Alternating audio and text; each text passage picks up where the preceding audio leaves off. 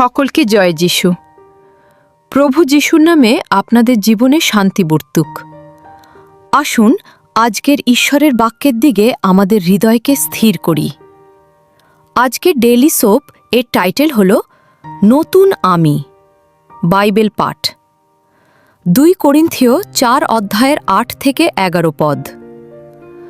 8 সব দিক থেকেই আমাদের উপর চাপ পড়ছে, তবু আমরা ভেঙে পড়ছি না। বুদ্ধিহারা হলেও আমরা সম্পূর্ণ হতাশ হয়ে পড়ছি না। 9 অত্যাচারিত হলেও ঈশ্বর আমাদের ত্যাগ করছেন না। মাটিতে আছড়ে ফেললেও আমরা ধ্বংস হচ্ছি না। 10 আমরা সব সময় প্রভু যিশুর মৃত্যু আমাদের দেহে বয়ে নিয়ে বেড়াচ্ছি, যেন আমাদের দেহের মধ্যে যিশুর জীবনও প্রকাশিত হয়। 11 আমরা যারা বেঁচে আছি আমাদের সব সময় যিশুর জন্য মৃত্যুর হাতে তুলে দেওয়া হচ্ছে, যেন আমাদের মৃত্যুর অধীন দেহে যিশুর জীবনও প্রকাশিত হয়। পর্যবেক্ষণ: এখন আমরা নতুনভাবে জন্মগ্রহণ করেছি এবং ঈশ্বরের আত্মা আমাদের ভিতরে বাস করছেন। তাই আমরা আমাদের নশ্বর দেহের জন্য একটি নতুন উদ্দেশ্য খুঁজে পাই। আমাদের দেহের মাধ্যমে তার জীবন প্রকাশ পাবে।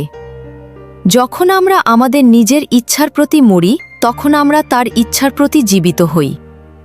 তখন আমাদের দেহ আর আমাদের নিজের জীবন প্রকাশ করে না, বরং তার জীবন প্রকাশ করে। আমাদের জীবনে ঈশ্বরের উপস্থিতি বহন করা এবং তার প্রতিচ্ছবি হিসেবে বেঁচে থাকা, এটি কত বড় সম্মানের বিষয়! তার প্রেম, আনন্দ ও শান্তি আমাদের জীবনে স্পষ্টভাবে দেখা যায়।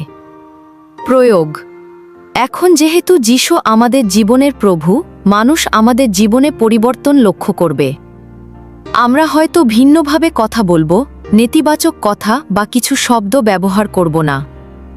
আমাদের প্রতিক্রিয়াও ভিন্ন হবে। রূঢ়তার বদলে দয়া, অস্থিরতার বদলে ধৈর্য দেখাবো। আমরা শালীনভাবে পোশাক পরো এবং আমাদের পোশাকে লেখা বার্তার প্রতিও সতর্ক থাকব। অনেক সময় আমাদের জীবনের কঠিন পরিস্থিতিগুলোই অন্যদের দৃষ্টি আকর্ষণ করে।